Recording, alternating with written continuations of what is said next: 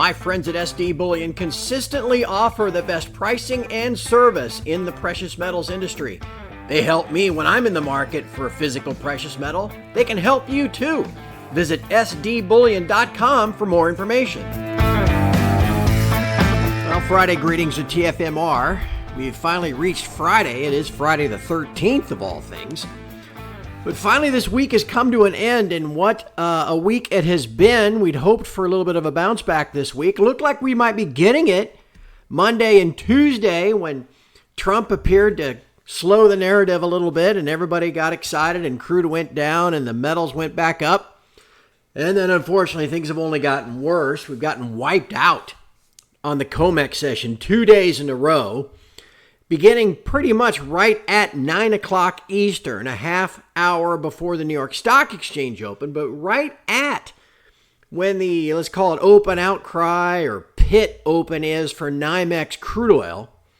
Now, whether it's related to that, whether it's just Jane Street smashing the metals like they used to do to Bitcoin before the lawsuits, could be anything. But boy, we had an ugly couple of days. Culminating today no good, getting wiped out on the Globex into the afternoon as well. Gold right now as I speak down 106, clinging to the $5,000 level. Silver down 470 and clinging to the $80 level. Stonks were down in general, but not that much. But boy, the GDX really got smoked by about 6%. Finishing down 850 on the week. GDX now down 22 points in 2 weeks. That's down 19% since the month of March began. Now it's still up about 9% on the year, but what a dreadful 2 weeks. And I've been thinking about that all day, how just fine things looked 2 weeks ago today. I would go back and listen to the podcast from 2 weeks ago today on February 27th. We finished the month on an uptick. Gold was soaring back. The shares were at new all-time highs. Everything just looked dandy. And then the bombs started to drop that night. And here we are since. Just two dreadful weeks since. We thought we could see the war coming. The buildup, we talked about all of that through February. But man, I did not see this type of reaction. I guess I should have anticipated that. A big blast in crude oil from 65, what's it up, 50%? 65 to 98, something like that. That then impacting the bond market, the dollar spiking up another $1.50 this week to 100.5. Highest close since the middle of May, 10 months ago, breaking out above 100 now. All of that combining, bond market sell-off, higher dollar, and the metals just keep getting just demolished. Silver down 15%, more than 15%, $15 since the month began. That's all part of why the shares are down so much, because the metals just keep getting smoked during New York Stock Exchange hours, as they did again today, and the algos just dump away. You could fundamentally say, well, energy prices are going up, and therefore I got to get out of these metals because the margins are going to be getting squeezed. Yeah, but really it's just more indiscriminate computer-related dumping. Now, all of that said, I guess we should go back to TFMR adage number 2. Number 1, of course, it's how you finish the week that matters, and we certainly finished the week poorly. But number 2, and we're getting very close to this, you always got to be ready to buy some when things look the worst. And right now, things look pretty bleak, don't they? I mentioned last week, though, what I'm waiting for is an even deeper pullback, and I'll show you to where as we get into the charts. I'm looking for a deeper pullback into the FOMC meeting. And sometime around late Tuesday, early Wednesday, I'm going to see if I can't buy me some gold. Trading position. Silver probably as well. I'm more interested in gold, though. Because even Bitcoin's up 10% this month since the war started. Swimming against stocks being down and everything else being down, but Bitcoin's up. That's what gold should be. Gold should be up 10% as well, but obviously it's not. I still think there's a rational decisions that are coming to that, and gold's going to turn right around and go back up. And you know what? We really couldn't have seen this brutal of a 2 weeks coming 2 weeks ago when everything looked so dandy on February 27th. Well, you know what? Maybe by March 27th, things will look a little bit differently. But for today, this was pretty nasty stuff. And it was a day where bond market really didn't do much. In fact, the 2-year note actually rallied a little bit. The jobs data from the JOLTS was a little stronger than expected, but the economy is weak. The second guess at fourth quarter GDP got cut in half from 1.4% to 0.7%. The PCE was okay. That's what I mean. You throw all this together with the just, what would lose 92,000 jobs in the BLSBS last Friday for February. And then you throw this GDP getting slashed and now all the other uncertainty. I think Powell's going to be a little more dovish than people expect come Wednesday. You know, this idea that the Fed's not going to cut it all this year now. Again, who's going to be the Fed chairman? The Fed, somebody that Trump put in there beginning about 60 days from now, and we're banking on no cuts. And if the bond market keeps selling off, we're thinking the U.S., the Treasury Department's just going to allow that. If they're really in there using, I don't know whom, as we discussed yesterday, who's doing the shorting of crude oil?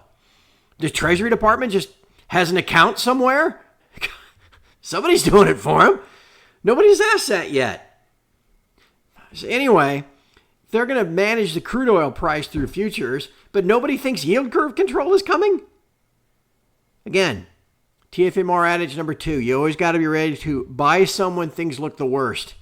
And if they don't look really terrible right now for gold and silver and the mining shares, they might look really terrible by Tuesday. We'll just see where we go. That's going to be the biggest event of the week next week. Jerry Powell. Oh, I got the PPI Wednesday morning and other ancillary stuff. The big event will be Jerry and his press conference. Okay? He's only got maybe one or two more in him. So we'll see.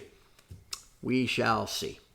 Okay, let's see. Let's just dive in here. I got some images, some charts, and your COTS. So here you go. There's your GDP. Again, the first guess at fourth quarter GDP was 1.4%, and even that was what it was expected to be 2 something. Came in 1.4. The new guess is 0.7. That was back in the fourth quarter. And now, hey, well, let's just see where things go from here. This has got to be on Powell's mind. Okay? And then you can see the PCE prices are about as expected today. Next, again, this I thought was a fascinating chart. Again, the idea is that somehow the Treasury Department helped exacerbate the sell-off Monday into Tuesday from 120 down to whatever it got to, 77 in crude. Of course, now we're back up to 98. More on that in a second. But apparently there is a Dubai physical swap price. Didn't know that. Did you know that? I didn't know that. So you look at this as like the Shanghai price of silver or gold versus the COMEX price. Okay, well here is the Dubai physical swap price at 138 versus Brent and WTI closer to 100. So what's the real price, right? Something to think about. And then there's this. Again, Javier Blas, the commodity reporter for Bloomberg. White House running out of ways to try to curb the price. My working assumption, he says, or maybe this was a trader. No, this is his opinion. The oil market will start adding $3 to $6 a barrel to the headline price every single day the war continues. Okay. What was it up today? Right now, up $3.20 at 98.90. We got 15 minutes to go.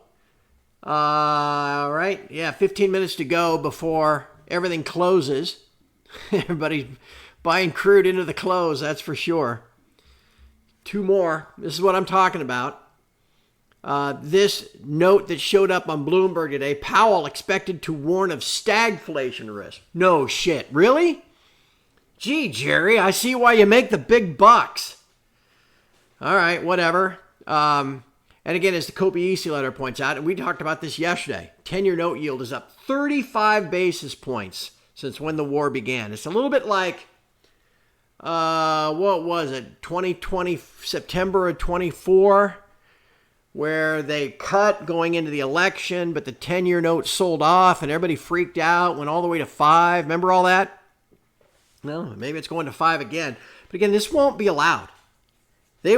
Printer's going to go burr, and they're going to do yield curve control, and that's going to completely reverse everything. So again, we can get all freaked out and like, God damn, what's going on? Well, I'll tell you what's going on. This war and the unknown unknowns and all the unforeseen consequences that come out of that. And it's right now looking like a disaster.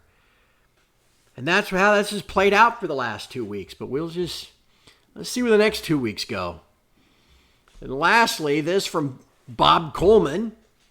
Okay, I'll go along with that. He's reiterating what I've tried to tell you with open interest at 3-year lows, 116,000. The breadth and the depth is very shallow. Okay, during the COMEX hours, half the size it used to be on the bid and the ask. And so therefore, you get these crazy outsized moves. Keep seeing these $3, $4, $5 moves. Because you raise margins so much that nobody's in there. And so now it doesn't take much. It's like massaging things on the Globex, right? And now it's happening on COMEX as well. And it's just, again, we could just as easily go, rally back as this volatility continues. To your charts, here's crude. Again, 98.82. That's going to be a new high for this move. And you can see where it was down there, 65.66 just 2 weeks ago. I still have I had 20 UCO calls. I sold 10 last week because I didn't know how long this whole thing was going to last. But I had made money on those, and now the other 10, I think UCO is what, at 40? Goodness gracious. So at least I got that going for me. All right, first up, there's your dollar index. Again, has been tried to break out above 100 now 3-4 times since May. Every other time it's fallen back. What's the difference this time? Well, a little thing called a Middle East war. I don't know. Goes above here, what are we talking, 102 next? And again, where were we cooking in January as the dollar index fell from 99.5 down to 95.5? That's when the metals were cooking. Since the 1st of February, okay, we've gone from 96.5 to a 4-point rally. But even just this month, 2 weeks ago, the dollar was looking like it was trending back down from 98. Finished the day 97.60. We put on 3 points in the dollar index. So again, why are the metals down? Well, let's see. The 10-year note was up 15 basis points this week. It was after being up 20 some odd last week. And the dollar's up in the last 2 weeks, 3 points. Why are the metals down? There you go. It's really not a whole lot more complicated than that. There's the dollar on the weekly chart. Okay, getting back above 100. Ultimately, if it just keeps going, this is all just a big, massive pile of crap, and it just gets worse and worse. 102, 104, 106. Ooh. All right, here's gold on the week. Just getting absolutely hammered. These are 30-minute candlesticks. The first 2.5 hours, Sunday night, just absolutely demolished for $200, rallying all the way back to the highs of the week on what seemed like Taco Tuesday, hammered with the report of mines late Tuesday afternoon. It has been in mines in the Strait of Hormuz, and there's been nothing but down ever since. And the boxes are the COMEX hours the last 2 days. Again, just absolutely getting wiped out during COMEX hours. That leaves us with a daily chart where we are now below significantly the 20-day moving average on the close. But, we did that back in the middle of February. We did that back on February the 2nd as well. Now, what am I looking for? So, again, we could go right back above the 20-day next week is what I'm saying. What am I looking for next week? If I can get a chance to buy the dip briefly down below the 50-day intraday to near 4,900. That's where I'll be looking to buy ahead of Jerry. On the weekly chart, again, if you want to say there's a trend line from the last time it really broke out last summer, last August, okay, well, there it is. All right. Trend remains intact. Silver this week, again, also got hammered to pretty much the lows of the week in the first 3 hours back on Sunday night. Rallying back into Taco Tuesday, rolling over, not allowed back above 90. You can clearly see that. Hammer, hammer, hammer. And then the last 2 days, those arrows point at 9 o'clock Eastern, half hour before New York Stock Exchange, but right when the NYMEX pit, if you want to call it that, that's what we used to call it, pit open, straight down. Straight down again today. Pretty much going out at the lows of the week. Silver on the daily chart, back down now below both the green line and the red line. If I'm going to buy any silver next week, it's going to be down here near 75. So we'll be watching for that. Maybe I'll buy both. And you can see that 75 on the weekly chart as well. And then the shares. I didn't put anything on here. You can kind of see the importance of, these are the lows from early February. Down here around 92, 93. Remember how it came down and filled that gap from January? I mean, maybe we're just going to give it all back. I mean, like I said, we're still up about 9% year to date. Finished December back here at about 86. Maybe that's what we're going to do. We're going to come all the way back down here to 85 before turning back higher. Maybe. Weekly chart, again, that looks like crap too. After that terrible candle last week, we just extended it down. It's an upside down hammer thingy. Looks like it wants to go lower. Again, you can see 85 on here. Maybe that's exactly where we're headed. Jeez. Okay, to your cots. Gold on the week up $118 from, I always got to do this every week. Wednesday the 4th through Tuesday the 10th. Up 118. So what's going on here? Large specs adding some longs and covering some shorts. Commercials adding shorts with open interest higher. So that's about what you'd expect, right? Managed money, though, as you look down at the bottom, adding longs and shorts. In fact, their net position only went up by 500 net long. So there you go. Of course, silver is more interesting just because, well, it's silver. Up 612 on that week. Giving all that back. Again, so while it was up $612, you had some large spec long dumping, but also large spec short covering. That large spec gross short position down to just 8,700 contracts. And looking down there in the managed money category. Look at that. The managed money category is only gross short, not even 3,000 contracts. But they're only gross long 13. So is it 10,000 is all net long. So you could say there's all kinds of room for them to either come in on the short side or the long side. But that's really remarkable. There's just nobody home. And I could keep telling you, and again, as that Bob Coleman wrote, that's just, when there's nobody playing, you get these wild swings. And just as we've just been absolutely hammered over the last couple days, we could turn around and go right back up next week with wild volatility, go right back to 90 plus. But I'm going to wait and see if I don't get a chance to do that Monday or Tuesday ahead of Jerry. Because again, I don't think Jerry is going to come out and be all hawkish. Jerry's worried about the labor market, the impact of all this on the economy, more so than he is inflation. If he was worried about inflation, he wouldn't have cut 50 basis points right before the election a year and a half ago, right? If he worried about inflation, he wouldn't have been cutting last year. It's not about inflation. He's worried about economic growth and the job market. His successor is going to be worried about the bond market too. So we'll see what happens. I'm, again, probably not real optimistic about news over the weekend. But we'll fight through it. Please be safe out there. Trump said something today about more than 1,000 potential sleeper cells. I don't know, didn't quite get the details on that. Just be, like I reminded you last week, be situationally aware. Okay, if you're in a crowded place, when you get there, find the exit. Know where it is. So that when everybody else is panicking, you can take action. You don't have to be frightened. You don't have to be like curb everything you want to go do and just stay at home and cower. No, that's not what you need to do. But you just need to be aware and alert to your surroundings. Okay, so try to live your life, but at the same time, be aware of what's going on in the world. I'm going to try to live my weekend. It is pouring rain where Turd is. It's supposed to be paradise. It doesn't bother me so much, but boy, Mrs. F is unhappy. Let me tell you what. It's not supposed to be like this, but man, it is raining and raining and raining.